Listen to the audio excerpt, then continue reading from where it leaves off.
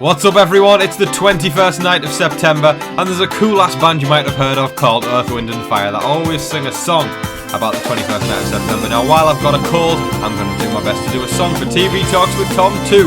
Here we go folks, wish me luck. It's now September, it's been a season we'll all remember. While we've all been Taylor, Hale defenders, we don't miss Daniel and Nicole.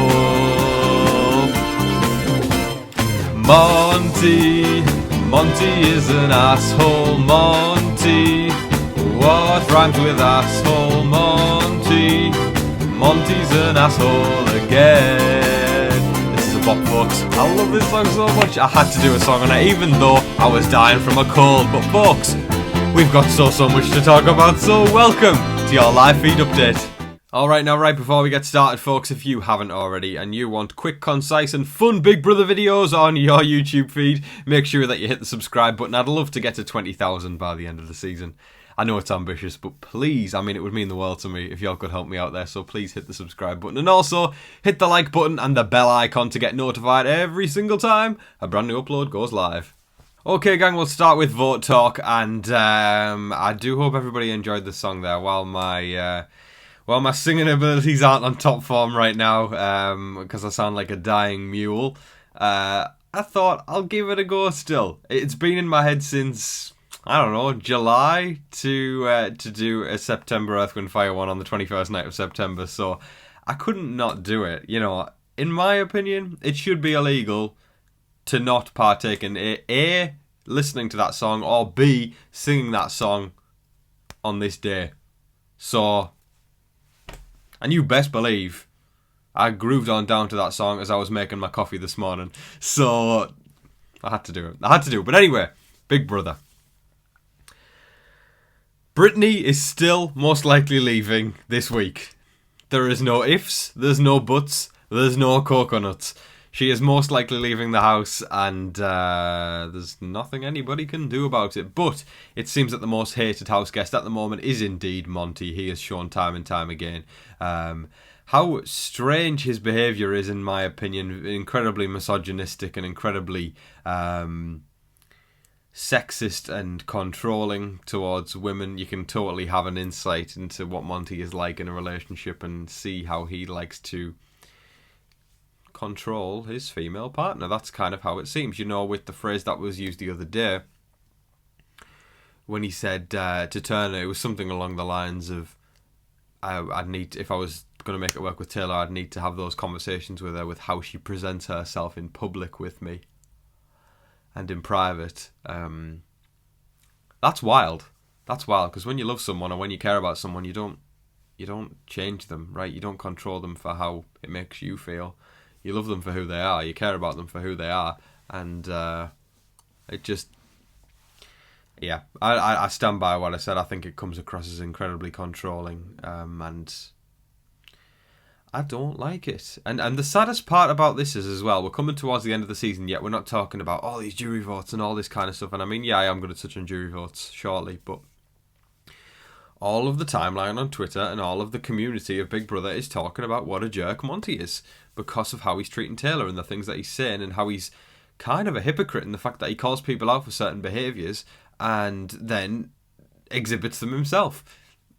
So people are starting to turn on Monty and kind of saying, I really don't like this guy. And, you know, if y'all have been with me since the beginning of the season, you'll know I was not a fan of Monty at the start. I thought he was quite boring and didn't bring much to the table. And also, I thought he was a goat who followed the crowd. And, you know, I think he did. I think he, in my opinion, I think he had a crush on Paloma, and I think he wanted to just follow Paloma's narrative that Taylor's the worst person in the world.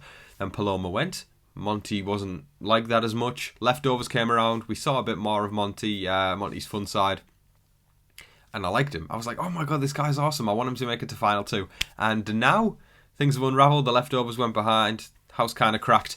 I feel like we're seeing the real Monty now. And I did, the full Monty, if you will. And I did actually ask everybody the other day, and not yesterday, but the day before's video, I said, who do you think the real Monty is? Is it pre-leftovers Monty, or is it leftovers Monty?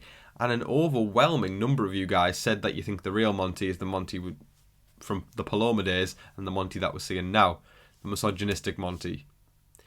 And I'm afraid to say I agree. It's sad. And I saw the phrase used many times in the comment section: when somebody shows you who they are, believe them. And while I do agree with that phrase, I think people can change. And I think Monty can change as well. I'm a strong believer in that. I truly believe that you can't change somebody 100%, but there was a quote on an episode of Modern Family that I always liked. I know this is kind of going off on a tangent right now, but it was on one of the early episodes of Modern Family, and I think it was something like, people can change, give or take 15%, and I think that's about right. And that's what I believe. I don't believe in cancel culture. I don't believe in you don't never come back, all this kind of stuff. I believe in calling people out for their behaviours, making them accountable for it, and then they can reflect and better themselves, because that's what life's about. It's not about saying you've done one thing wrong, boom, get out. It's about saying you've really messed up here. This isn't acceptable, but it's your time now to reflect and become a better person because of it. That's what I'd try and do. If I was in the house and I said something or I did something that, was deemed inappropriate, I would do my best. I would hope that I would do my best when I got out of the house to reflect on that behaviour and go, wow, make the appropriate apologies, then try and better myself as a man and a human being, right? And I hope Monty can do the same. Because the things he has said and the things he has done towards Taylor especially have been totally unacceptable. Brittany has gained some brownie points amongst fans after she called Monty out. I'll read the transcript right now from the wonderful account that is BB_updates on Twitter. They are lifesavers. So Taylor says he, as in Monty, has already decided what he sees, and Brittany says it's just so funny. It's just going to be embarrassing for him. I am cringing preemptively. I can only imagine what Twitter and all of the podcasts are firing off right now. Well, here's one podcast, Brittany, right now, and y'all have been watching the start of this video, and I'm firing off.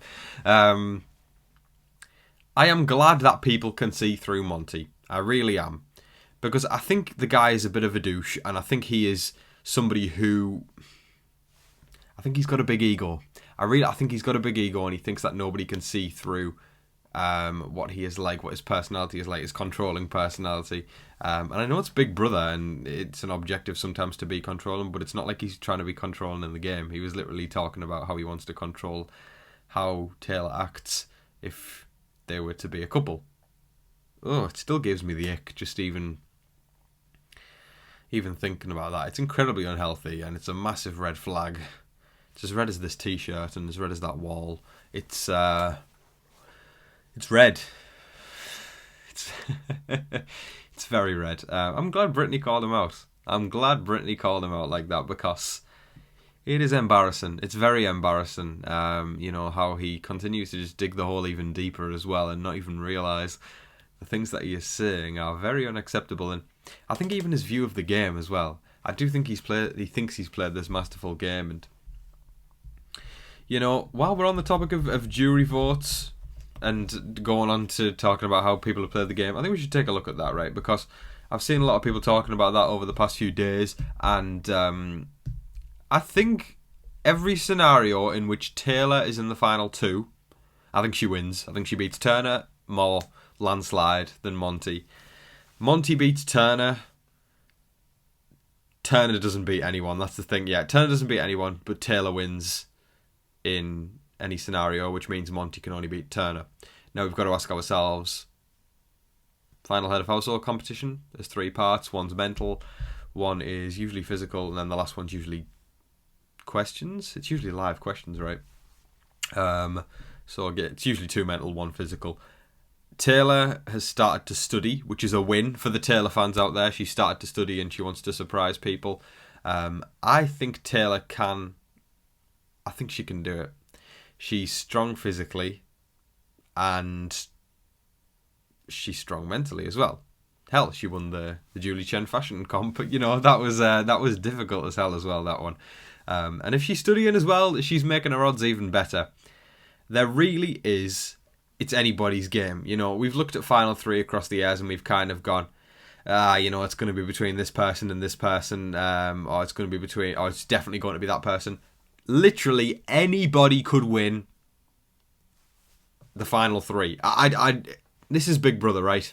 While this season has been tiring and it's been a roller coaster of ups, downs, left, rights, diagonals, and all that kind of thing, we're still going into the final 3 going, oh my god, who is going to win Big Brother 24? It's wild. But anyway, just for an example, we'll think about season 21.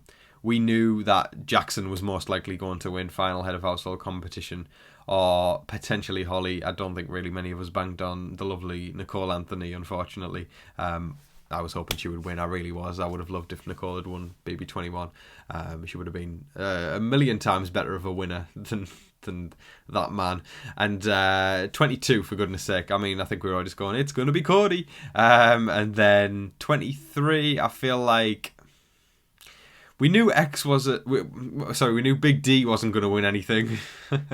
And Arza, I mean, like, I loved her, but she wasn't great at comps. Thus, it's going to be X. Whereas this year, it's like, it could be Monty, it could be Turner, and it could be Taylor. There's just no way of knowing until finale night. And I cannot wait to find out who. That is all of your live feed updates for today, folks, from a cold-ridden TV Talks with Tom. I hope everybody still enjoyed it. And yeah, there really ain't much to say. Over the past few days, because or the past week or so, actually, because I've been so beat down, feeling under the weather, plus the fact that there isn't so much to talk about, it's been difficult to pull updates together, because I'm kind of thinking like, okay, think about it, right? If you live with 4 people right now, just in real life, how often does new news come out, right?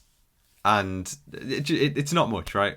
I live in a house with 4 people and a dog, and there isn't often much news that comes out. That's the comparison I've been making, right? So the Big Brother house, which has 4 people in there right now, and all the comps have been done, it's kind of just waiting for the inevitable for Brittany to be evicted, right? So there ain't a lot to talk about. Anyway, I've made my point, and I hope everybody still enjoyed the content that was put out there.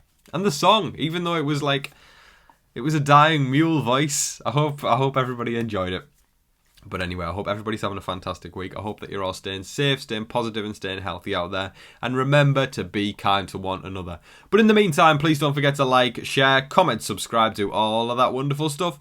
But until your next live feed update, I've been your host, Tom Vasey. Good night.